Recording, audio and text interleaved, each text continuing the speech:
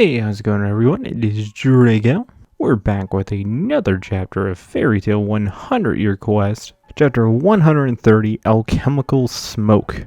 The cover page for this chapter has the return of Fairy Woman on it, which honestly I never really thought we would ever see again because that was such a one-off thing. I think it's very fun that you get her back, but it would have been extra better if you got Gajiel's little superhero character with Lily as well. Hey, maybe that's next chapter, who knows. But it looks like she's stopping like a robbery of some sort because there's like a bunch of jewels and stuff flying after she's kicking this guy's face. Honestly, a really unexpected cover, but I quite enjoy it. I will say Urza's not even in this chapter, so it's kind of hilarious that she is the cover. We pick up the chapter with Natsu and everyone else interacting with Athena, and they're all crying because of the alchemy that she did to them.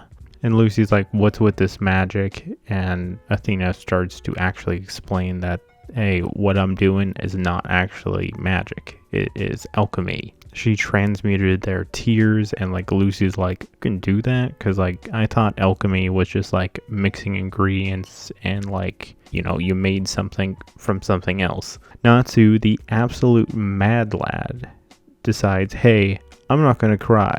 I'm just gonna freaking burn my tears. I love that everyone else is cheering him on, like, yeah, that's so impressive, Natsu, great job. But then they're just crying a ton of tears as well. Natsu is mega fired up because, you know, Athena is a target that they're looking for. And Lucy and Natsu are talking with Athena, asking her, like, hey, you know, we heard that your power is enough to defeat the 5 dragon gods. Natsu just straight up doesn't care because he's like, you know, I don't care about your power. All I want to know is where are the last 2 dragon gods. Yukino and Sting are like, what? Dragon gods? What are they talking about? And Lucy and Natsu are like, crap, we just spoiled the 100-year quest, oh no. Which Athena is in absolutely no mood to help them because she's like, I understand the situation, but I'm a member of the Alchemist Guild, Gold Owl. I'm on a mission from my master to capture members of Fairy Tail.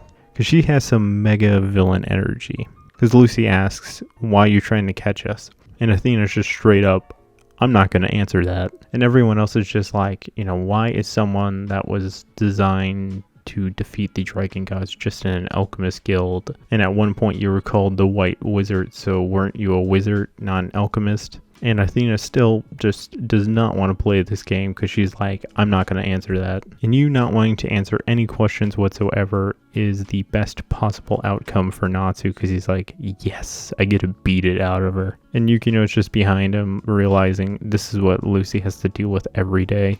And Lucy honestly does make a very valid point. They're fighting a machine here. They're not fighting a living person. So he has to be kind of careful on trying to not kill it. Natsu is feeling real confident because he's like, you know, even if I do kill her, I don't even need her power to begin with because no matter what, I will defeat all the remaining dragon gods. And this lady messed with Fairy Tail, so I'm going to have to slug her. Slugger is such a phrase I've never heard Natsu say, which I do absolutely love him standing up to Athena, and that's probably going to be a very cool fight.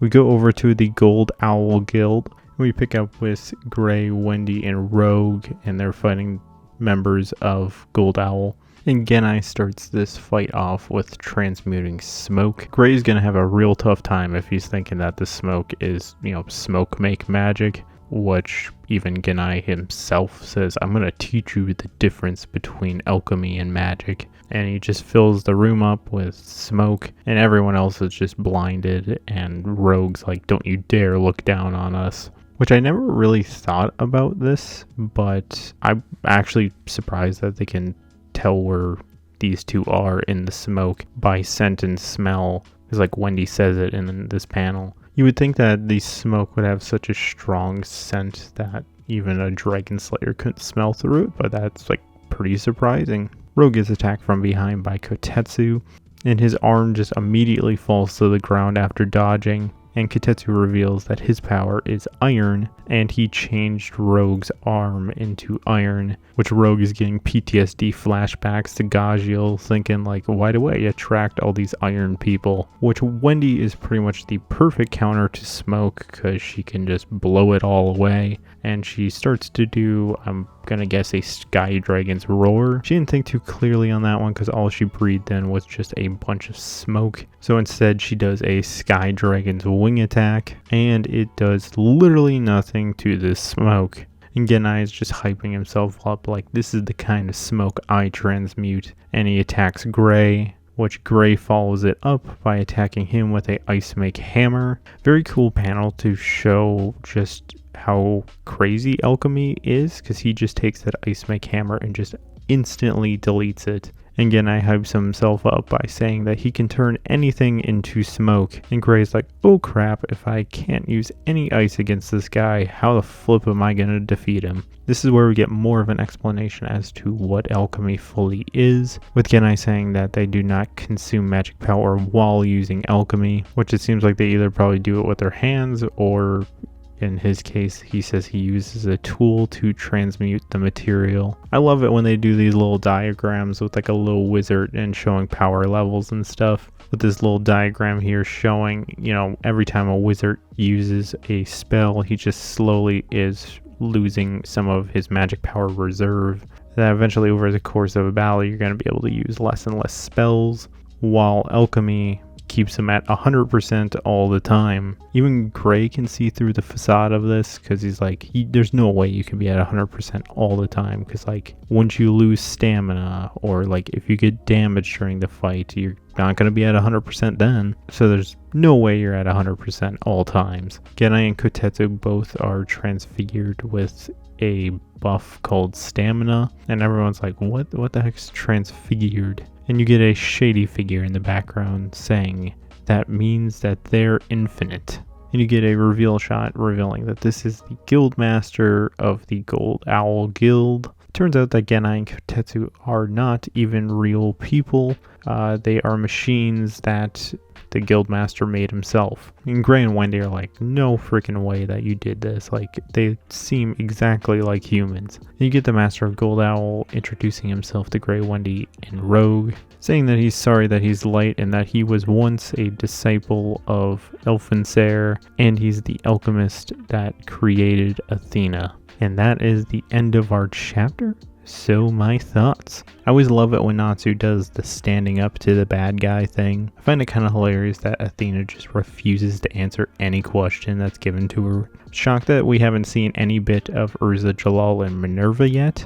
But their whole situation, I can't imagine being nearly as bad as what is going on with Gray's side and Natsu's side. At least Natsu's group is only fighting Athena, but kind of bad in a way, because I mean they hyped her up to be like an equal to Zareth. And Gray's side is not going to do very well at all, because like if Gray can't use Ice Make magic, because they'll just immediately transmute it, and they keep getting their body parts turned into iron, I can't imagine them doing very well. And now that the Master of Gold Owl joined the fight, and we have no idea what he does, I'd say they're most likely screwed. Now I wonder if you're going to get a situation similar to Gray versus Silver, to where Gray couldn't damage Silver at all with his ice. So he had to get creative on how to actually attack. But even that might not work against alchemy, because they seem to be transmuting materials, so would a random piece of rubble on the ground work? Probably not. I mean, he hasn't used Demon Slayer magic yet, so I mean, we don't know how that's gonna work, and Wendy and Rogue also have not used Dragon Force yet. So what are your guys' thoughts of the chapter? Leave it in the comments below. Thank you for watching, and this is Drago, signing out.